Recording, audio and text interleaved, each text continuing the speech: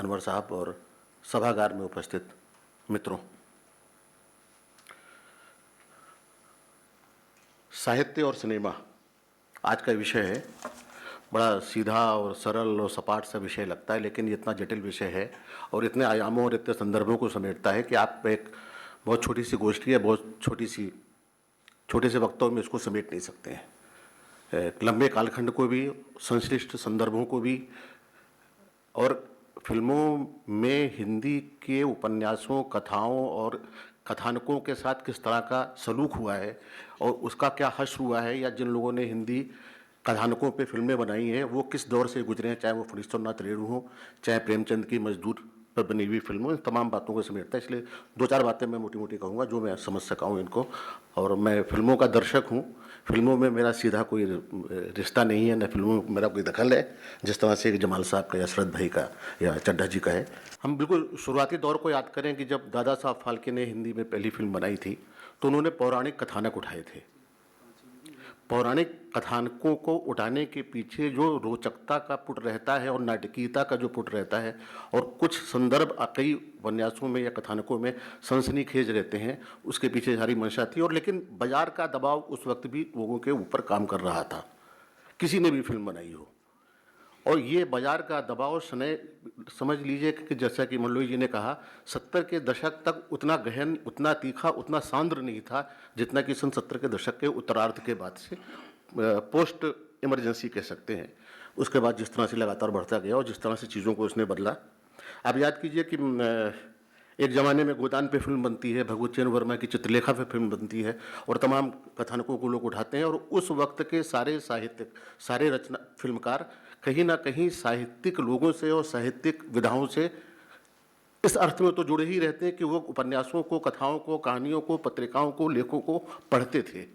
जैसे कि उन्होंने करण जौहर का उदाहरण दिया, तो एक करण जौहर आज करण जौहर नहीं, वो एक प्रतीक है। और हिंदी फिल्म संसार में शायद ही एक दो चार अपवाद होंगे जो कि समकालीन साहित्य के रचनात्मक कर्म से जुड़े होंगे, या उनको ये पता होगा कि फला अंक में, फला पत्रिका में किसकी कहानी छपी है, हिंदी के 10 शीर्षस्थ कवि, कथाकार, लेखक कौन से हैं। आप उनसे कुछ नहीं, उनको कागज दीजिए कि साहब हमको 10 साहित्यकारों के नाम बता दीजिए जिनको आप पढ़ते हैं, जिनको आप जानते हैं, जिनकी रचनाओं से आप वाकिफ़ हैं।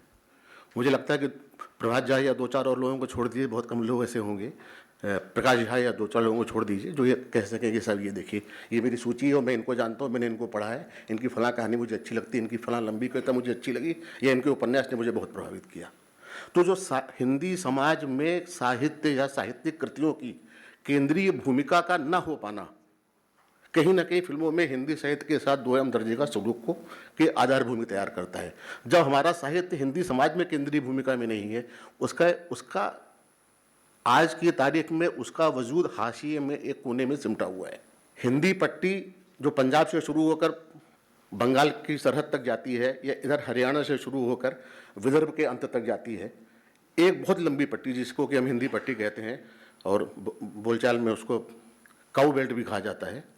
तो काऊ बेल्ट में आज की तारीख में मैं न्यूज़ मैगजीन का संपादक रहा हूँ, माया में रहा, इंडिया न्यूज़ में रहा, अभी दुनिया न्यूज़ निकालता हूँ। जो गति फिल्मी दुनिया में साहित्य की है, वही गति राजनीतिज्ञों की दुनिया में भी है। आप महात्मा गांधी, प्रेमचंद से लेकर सारे राजनीतिज्ञों को पिछली पीढ़ी के देख लीजिए, सब कहीं ना कहीं साहित्यिक कृतियों को पढ़ते थे, जुड़े थे, साहित्य अकादमियों के कार्यक्रमों में भाग लेते थे, और वो जानते थे कि दिनकर जी क्या लिख रहे हैं, बच्चन जी ने क्या किया है, या फलां ने क्या किया है। आज की तारीख में समकालीन राजनीतिज्ञों में कोई भी पार्टी में एक आध बहुत विरल अपवाद मिल जाए तो मिल जाए, कोई राजनीतिक साहित्य नहीं पढ़ता है। तो जिस तरह से सियासत में साहित्य के साथ जो सलूक हो रहा है, वही सलूक फिल्मी दुनिया में भी हो रहा है। और फिल्मी दुनिया में इस नाते और ज़्यादा हो रहा है कि वहाँ बाजार का दबाव लगातार बढ़ता जा रहा है, खर्चा बढ़ता जा रहा है। आदमी अगर 100 करोड़ का बजट लेके चलेगा तो ये सोचेगा कम से कम 150 करोड़ तो मुझे मिलना चाहिए।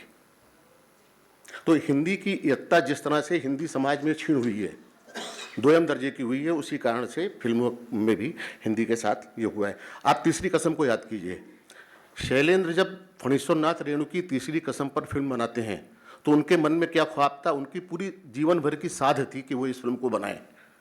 लेकिन उस फिल्म को बनाने के दरमियान शरद भाई जानते होंगे किस तरह से उनको लगातार समझौते करने के लिए लोगों ने प्रेरित किया, बाध्य किया, दबाव डाला। यहाँ तक कि राज कपूर और शैलेंद्र के संबंध भी इस दरमियान वैसे नहीं रह गए जैसे कि पहले हुआ करते थे।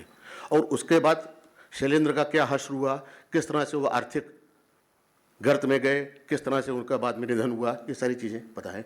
तो ये जो जोखिम उठाने का मादा दिन ब दिन कम होता जा रहा है और मुनाफे की चाह बढ़ती जा रही है, उसमें मुझे लगता है कि ये जो एक प्रवाहमान गति होनी चाहिए थी हिंदी कथानकों पे फिल्में बनाने की, वो आने वाले वक्त में बहुत मजबूत, तेज या गहरी नहीं होगी, क्षीण न हो, इसके लिए हम लोग सिर्फ दुआ कर सकते हैं, स्वस्ति कामना कर सकते हैं। लेकिन ऐसा कोई आधार, ऐसी कोई प्रवृत्ति, ऐसा कोई हमको पर्दे के पीछे या पर्दे के सामने ऐसा कोई कारण नहीं दिखता कि इसमें हम फ़ख्र कर सकें या यकीन कर सकें कि आने वाले वक्त में अब आप बांग्ला में देखें या मराठी में देखें या अन्य भाषाओं में देखें या दक्षिण भारत की कोई भी भाषा ले लें, तमिल, तेलुगु, कन्नड़ और मलयालम, देवदास मूलतः बांग्ला कथानक है, जैसे कहा उन्होंने, उसमें बार बार फिल्में बन सकती हैं और तमाम कुंदन लाल सहगल से लेकर शाहरुख खान तक उसमें रोल करते हैं, किरदार निभाते हैं। और आने वाले वक्त में देवदास में फिर एक या बार, दो बार, तीन बार, चार बार फिल्म बन सकती है। लेकिन हिंदी में ऐसा कौन सा कथानक है जिस पे एक बार या दो बार या चार बार फिल्में बनाने की आज आप गर्व के साथ बात कर सकें? और ये इस देश की राष्ट्रभाषा है, इस देश की राजभाषा है और इस देश के आधे से अधिक या 3/4 लोग हिंदी को समझते हैं, तभी साहित्य की हालत है। राजेंद्र यादव जी, प्रेमचंद की बात हुई, मजदूर फिल्म का, गोदान फिल्म के साथ उनका क्या तजुर्बा रहा। छत्तीसगढ़ के फिल्म निर्माता थे किशोर साहू, जिन्होंने गाइड फिल्म बनाई और कालजयी फिल्म है और उसको बार बार देखने का मन करता है, अपने तरह की बड़ी बेमिसाल फिल्म है। किशोर साहू ने राजेंद्र यादव को बम्बई बुलाया था, वहाँ उनकी देवानंद से उनकी मीटिंग हुई, प्रारंभिक बातें भी हुई कि फिल्म बनाना है, ये करना है, वो करना है, लेकिन उन सारी बातों से राजेंद्र यादव संतुष्ट नहीं हुए और दिल्ली लौट के आ गए, प्रेमचंद लौट के आ गए, अमृतलाल नागर लौट के आ गए। क्या वजह है कि हिंदी का साहित्यकार, वो चाहे उपन्यासकार हो, चाहे कथाकार हो या कोई और हो, बम्बई में अपने को सहज महसूस नहीं करता है। आज भी बॉलीवुड में हिंदी के लोग अपने को असहज महसूस करते हैं। एक शायर, उर्दू का एक नगमा निगार बम्बई में जम जाएगा, लेकिन हिंदी का कवि, हिंदी का कथाकार कुछ दिन रहेगा, संघर्ष करेगा, माहौल देखेगा और फिर खिन्न होकर अचानक लौट आता है। स्थायी तौर पे बहुत कम ऐसा, मेरा ख्याल है शायद कोई एक आध उदाहरण श्रद्धा भाई बता सकें तो बताएंगे, ऐसा होता नहीं है कि हिंदी के साहित्यकार वहाँ जाकर उनकी रम जाए और वो बम्बईया हो जाए। तो बम्बई में असहज महसूस करना, बम्बई के फिल्मी लोक में असहज महसूस करना के पीछे दो कारण हैं, वहाँ का सलीका और वहाँ का सलूक। फिल्म जगत का जो सलीका है और फिल्म जगत की रीत नीति है और फिल्म जगत का जो हिंदी कथानकों, हिंदी के प्रति जो सलूक है, वो कहीं ना, आज स्क्रिप्ट आपकी हिंदी फिल्मों की स्क्रिप्ट हिंदी में लिखने का चलन तो कब का खत्म हो गया। डायलॉग भी पढ़ाने होते हैं, गीत भी लिखे जाते हैं तो रोमन लिपि में लिख के दिए जाते हैं कि साहब ये डायलॉग आपको बोलना है। उसमें एक शब्द आपने रोमन में लिखा तो उसमें क्या अर्थ निकलेगा आप कह नहीं सकते। जब तक कि आप हिंदी से मूलतः वाकिफ नहीं होंगे तो उन भावों को कैसे आप उच्चारित करेंगे, भावों को कैसे आप व्यक्त करेंगे।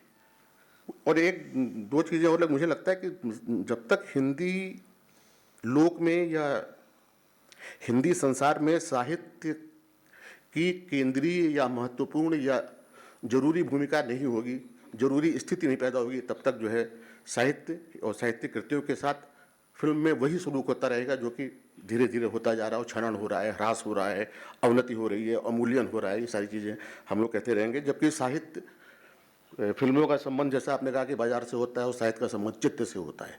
साहित्य का संबंध जो है मनस से होता है, हमारे मानस से, हमारे मनस से, हमारे सपनों से, हमारे चित्त से होता है। साहित्य चित्त को प्रसन्न करता है, चित्त को आनंदित करता है, चित्त को आंदोलित करता है, चित्त को व्यथित करता है, चित्त को प्रभावित करता है कहीं ना कहीं। जब फिल्म जब बनाता है आदमी तो उसकी सारी परिकल्पनाएं, जैसे उन्होंने कहा कि चांद के मोटी टेढ़े चांद को या फला को या गंध को कैसे जो है आप चाक्षुष बिंब में परिवर्तित करेंगे, सारी चीज़ें हैं। जबकि साहित्य एक ऐसा अक्षय भंडार है, ऐसा खूबसूरत भंडार है कि अगर साहित्यिक कृतियों से फिल्म निर्माता अपना रिश्ता जोड़ते हैं तो हमें अनेक ऐसी कालजयी कृतियाँ, फिल्मी कृतियाँ मिल सकेंगी और हम कहीं ना कहीं अंतर्राष्ट्रीय सिनेमा से भी होड़ ले सकेंगे। बहुत बहुत धन्यवाद।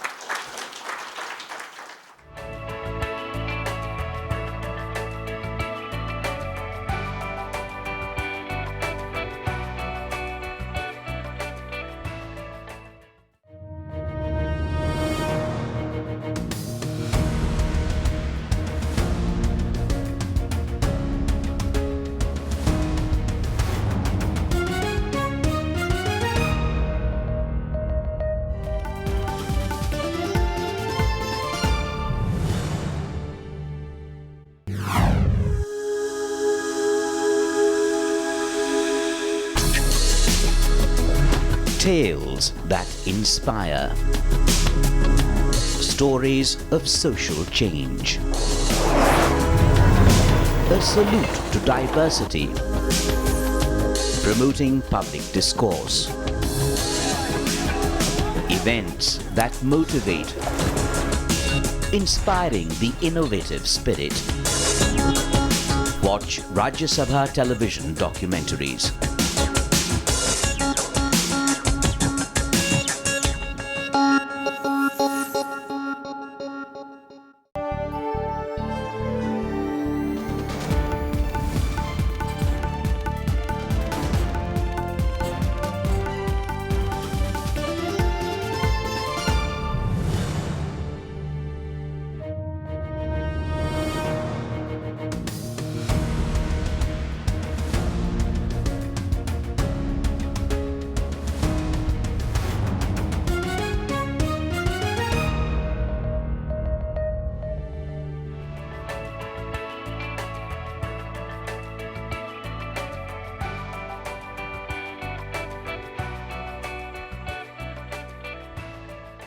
सबसे पहले तो मैं मंडलोई साहब को इस विषय के चुनाव पर बधाई देना चाहता हूं, क्योंकि ये विषय सिर्फ एक बहुत गहन शोध का विषय है। और जो जैसा कि मंडलोई जी ने कहा कि आज लेखक की हालत दुर्गति क्यों हुई, इसके कई कारण हैं, वो उसकी चर्चा करेंगे।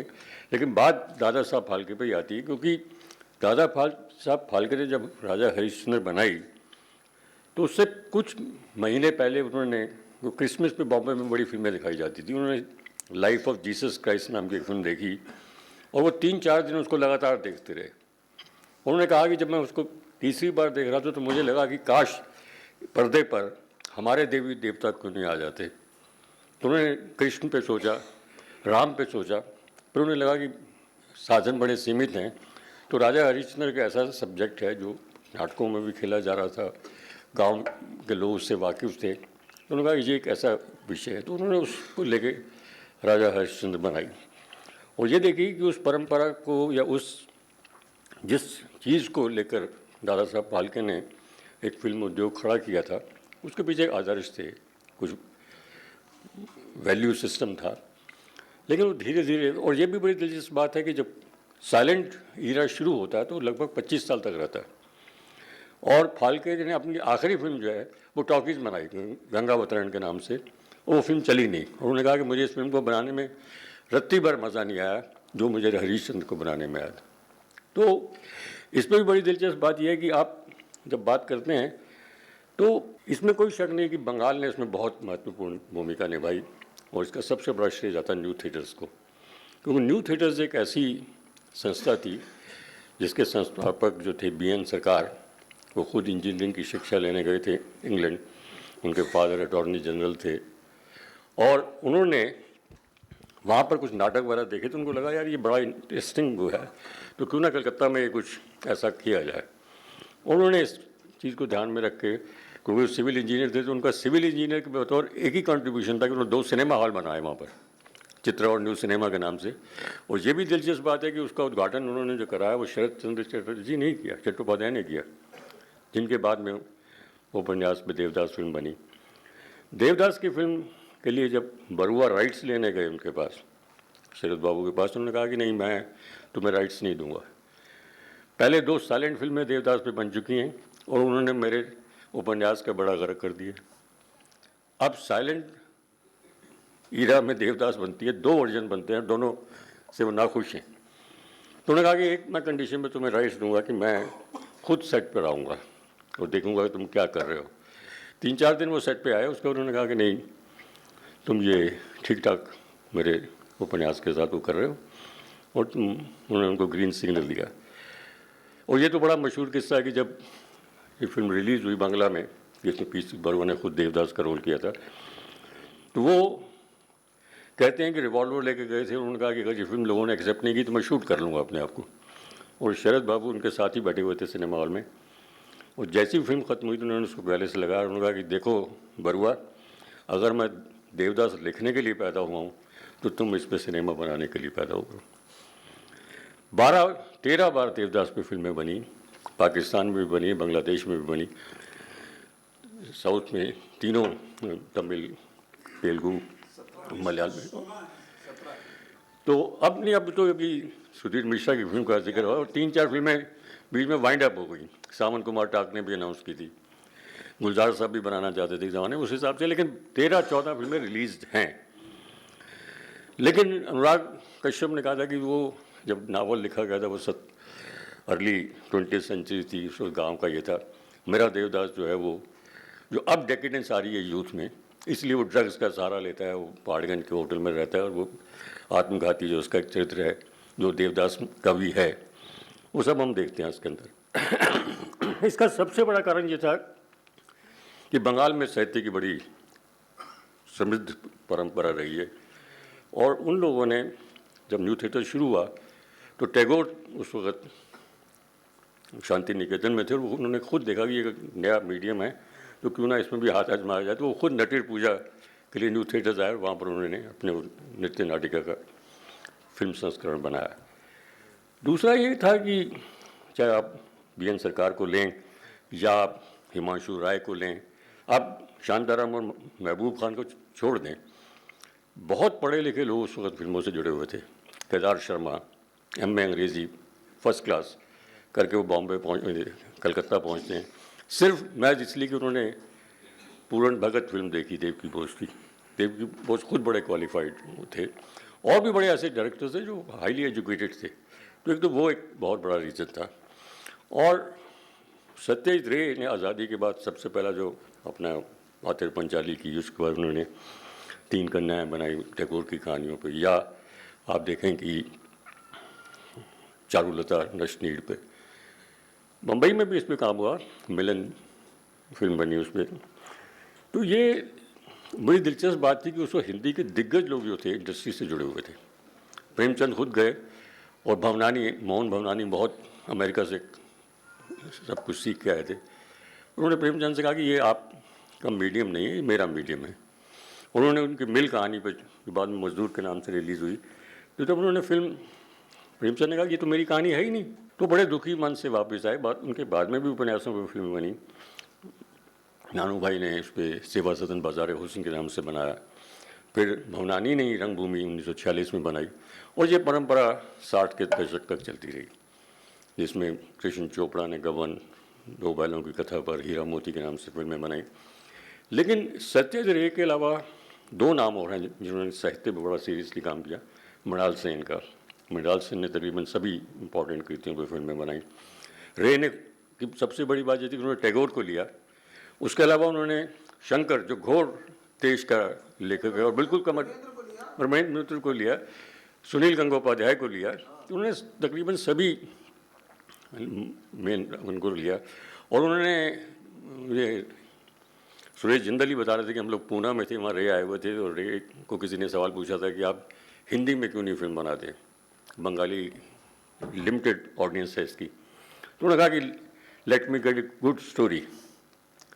तो जिंदल उस वक्त रजनीगंधा बना चुके थे, उन्होंने कहा कि I told this boy Tinu Anand को, टीनू आनंद शतरंज के खिलाड़ी में उनके असिस्टेंट भी रहे, तो उन्होंने कहा let's go to Calcutta and approach him for film. That's how Shatranj ke खिलाड़ी की वो शुरू हुई। लेकिन उसमें उन्होंने, क्योंकि फिल्म की कहानी तो 2.5-3 पेज की है, तो उन्होंने एक पैरेलल कहानी उसमें वाजिद अली शाह की ली और डेकेडेंस में किस तरह वो होता है, एंड भी उन्होंने चेंज किया।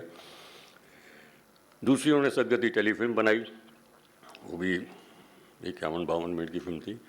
तो प्रेमचंद को ही रे ने माना कि वो हिंदी के कैसे कथाकार थे। इसके अलावा यंग अगर आप डायरेक्टर्स की बात करते हैं, ऋतुपर्णा ने चोकर वाली भी फिल्म बनाई, गौतम घोष, पार, ये सारी फिल्में जो हैं बंगला की, ये साहित्यिक कृतियों पर हैं। मुख्य कारण ये था कि जब अब इस पे आते हैं हम प्रभात पे, प्रभात का भी जब शुरू हुआ, उन्होंने भी साइलेंट फिल्में बनाई। पहली फिल्म जो प्रभात की बहुत मशहूर हुई वो शिवाजी के जीवन पर थी, उदय काल के नाम से। और जब प्रभात टाकीज़ बनाता है तो वो फिर वही राजा हरिश्चंद्र की कहानी लेता है और मराठी और हिंदी में इस जगह का राजा और के नाम से फिल्म आती है। तो ये हमारा जो पौराणिक कथा साहित्य था, इसमें कोई दो राय नहीं कि वो जनमानस से इतना जुड़ा हुआ था कि वो लगता था कि इससे हम एक रेपो कायम कर सकते हैं।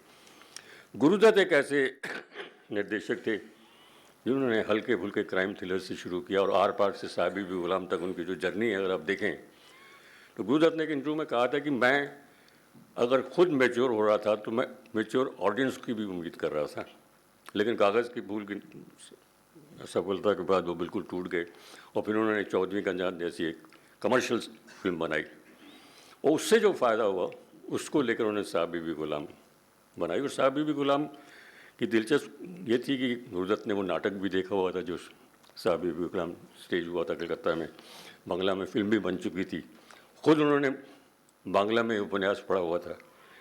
तो उनके जो 10 साल उनके साथ रहे अबरार अलवी को उन्होंने कहा कि इसका स्क्रीन प्ले तुम बनाओ, तो उसने कहा मुझे बंगला नहीं आती, तो बिमल मित्र को वहाँ से बुला के खंडाला में 2 महीने रखा गया, एक बंगला इंटरप्रेटर का भी बंदोबस्त किया गया, लेकिन वो बात बनी नहीं। तो जो भी अनवर जमाल ने बात कही कि वो पूरा स्क्रीन प्ले जो भी है उसको रिकॉर्ड करके रखा जाता है, तो अबरार अलवी ने पहली बार पूरा साहब बीबी गुलाम का जो स्क्रीन प्ले था वो अपनी आवाज़ में हर कैरेक्टर को मॉड्यूलेट करके वो पूरा 2.5 घंटे का टेप गुरुदत्त को सुनाया। और गुरुदत्त सिनेमा को जानते थे तो उन्होंने उसमें बहुत सी ऐसी चीज़ें 400 पेज के उपन्यास को 2-2.25 घंटे में ढालना अपने आप में बहुत मुश्किल काम था। उन्होंने सीधे 100 पेज का एक पूरा जो पोर्शन है विवेकानंद का वो काट दिया। उन्होंने कहा ये फिल्म में जाता नहीं। एक और सबसे बड़ी बात ये देखिए कि हम साहित्यिक कृतियों की बात कर रहे हैं, जैसे अरुण ने भी अभी कहा कि गीत और नृत्य हमारी फिल्मों का बिल्कुल अभिन्न अंग हैं। तो साहित्यिक कृति में तो ना गाना होता है ना नृत्य होता है, या रेफरेंस आएगा तो नृत्य है। चित्रलेखा में आता है कि बीज गुप्त के दरबार में चित्रलेखा नृत्य कर रही थी, लेकिन क्योंकि मनोरंजन का सबसे सशक्त माध्यम सिनेमा है तो इसलिए आपको गाने भी डालने पड़ते हैं, आपको डांस भी डालने पड़ते हैं। साहब बीबी गुलाम का जिक्र करें तो देखिए अगर उसमें जब गाने निकाल लें तो फिल्म बहुत कमज़ोर हो जाती। इसी तरह या उसमें एक ही जो मुजरे वाला सीन है, साकिया आज नींद नहीं आएगी, तो उसमें बिल्कुल वो एक रिप्रेजेंट करता है वहाँ की डेकेडेंस को, सो जो ज़मींदारी सिस्टम ख़त्म हो रहा है और किस तरह वो, तो ये चीज़ें जो थी। लेकिन इसमें सबसे बड़ा जो रोल था कि जब स्टार सिस्टम की शुरुआत हुई, क्योंकि स्टूडियो सिस्टम ख़त्म हो रहा था और जैसे ही स्टार सिस्टम आया तो फिर स्टार की मनमानी चलने लगी। वो कहानी में भी दखल देने लगा, वो संवाद में भी दखल देने लगा। उसने कहा कि नहीं, यहाँ तक कि वो कैमरा एंगल में भी दखल देने लगा कि नहीं इस एंगल से लीजिए मेरा शॉट। तो फिर उस वक्त कहानी वहानी का कुछ वो नहीं था। और एक बड़ा मशहूर एक बात हमारे में चलती थी कि अगर आपने हिंदी फिल्म देखने जाना है तो दिमाग घर पे रख के जाइए। इसका मतलब कि आपको ज़रूरत ही नहीं है कि आप सोचें, जो पर्दे पे आपको परोसा जा रहा है आप उससे एक्सेप्ट करिए। आप गाइड की बात कर रहे थे तो गाइड में उसका एंड चेंज कर दिया विजयानंद ने बिल्कुल, और इस पर आर के नारायण बड़े नाखुश थे। और उस वक्त के बहुत आगे था कि एक स्त्री अपने पति को छोड़ती है और एक गाइड के साथ उसके संबंध हो जाते हैं। तो उन्होंने कहा ये ऑर्डिनेंस, सेंसर ने बहुत तंग किया देवानंद को। मिसेस गांधी ने उसको देखा और कहा कि इसमें कुछ भी नहीं, इसको अब रिलीज़ करिए। तो इस तरह जहाँ तक मुझे लगता है कि आज यंगर जो डायरेक्टर्स हैं वो भी साहित्य कृतियों को कर रहे हैं, इसमें कोई शक नहीं कि गुलजार अभी भी उनको टैगोर के लिए और प्रेमचंद के लिए उनका इश्क बरकरार है। वो टीवी के लिए गोदान बनाते हैं, टैगोर की कहानी पर बना रहे हैं। बुद्ध दास गुप्ता ने अंधी गली बनाई, वो भी साहित्य कृति पे थी। तो ये जैसा कि मैंने आपसे कहा कि ये इतना गहन शोध का विषय है कि एक जो जर्नी है वो बहुत रिच ट्रेडिशन है। आप किसी भी देखिए, कोंकणी में साहित्य कृतियाँ पर फिल्म बन रही है, डोगरी में बन रही है, कश्मीरी में बन रही है, असमिया में तो बन ही रही, कन्नड़ मलयालम भाषाओं को लीजिए, उनमें चेमीन का एग्जाम्पल लीजिए, 65 में उसको नेशनल अवार्ड मिलता है फिल्म को। तीसरी कसम के बारे में भी थोड़ा सा ये है कि हमारे दोस्त अरुण कौल, तो उनका एक शगल ये था कि वो कोई अच्छी कहानी पढ़ते थे तो उसके राइट्स ले लेते थे। वो कहते थे कि मैंने राइट्स इसलिए ले, मैंने कहा अरुण जी आप इस पर फिल्म तो बनाएंगे नहीं तो हम राइट्स क्यों ले लेते हैं? तो मैं इसलिए ले लेता हूँ कोई सी ग्रेड प्रोड्यूसर डायरेक्टर इसका कबाड़ा न कर दे। तो यही हुआ, तीसरी कसम के साथ भी ये हुआ कि तीसरी कसम के राइट्स अरुण जी के पास थे। और जब रेनू ने से बात हुई शैलेंद्र की, उन्होंने कहा कि मैं इस पर फिल्म बनाना चाहता हूँ, तो उसने कहा मैं ये राइट्स अरुण कौल को दे चुका हूँ, आप मेरी किसी और कहानी पे बना दो। नहीं, फिल्म तो मेरी इसी पे बनानी। फिर रेनू अरुण कौल से मिले और अरुण कौल ने कहा कि नहीं, शैलेंद्र जी अगर इस पे बनाना चाहते हैं, मैं तो बना नहीं पाऊँगा, मेरे पास साधन भी नहीं है, तो शैलेंद्र जी इस पे बनाए। तो फिर अरुण कौल ने जो एडवांस दिया था रेनू को वो भी नहीं लिया और राइट्स वापस किए। और इस तरह अच्छी, बाद में तो उस फिल्म उनके लिए घातक ही साबित हुई, क्योंकि बासु भट्टाचार्य और राज कपूर तक एंड चेंज करने के लिए राजी थे। उन्होंने कहा कि नहीं, इसका एंड यही रहेगा, अगर आपने मिला दिया तो फिर ये बम्बईया फिल्म बन जाएगी। तो मुझे ऐसा लगता है कि हमें निराश नहीं होना चाहिए, ये दौर फिर वापस आएगा। और जैसा कि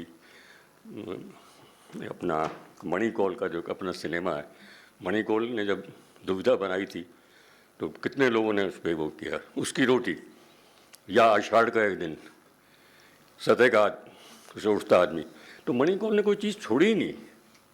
अब मणिकौल के स्कूल का आलम यह है कि उन्हीं के शिष्य ने 2 पंजाबी फिल्में बनाई और उसको इंटरनेशनल एक्लेम मिला, अन्य घोड़े ज़ान और चौथी कूट। तो इसका मतलब कि आज का जो वो है, वो अपने साहित्य के प्रति ईमानदार है। अगर वो पंजाब का है, नौजवान है, तो वो फुली अवेयर है कि मुझे ये करना है और मुझे अपनी जड़ों से जुड़ना है। तो ये काम हो रहा है, चाहे बंगाल में हो, पंजाब में हो, कहीं भी हो।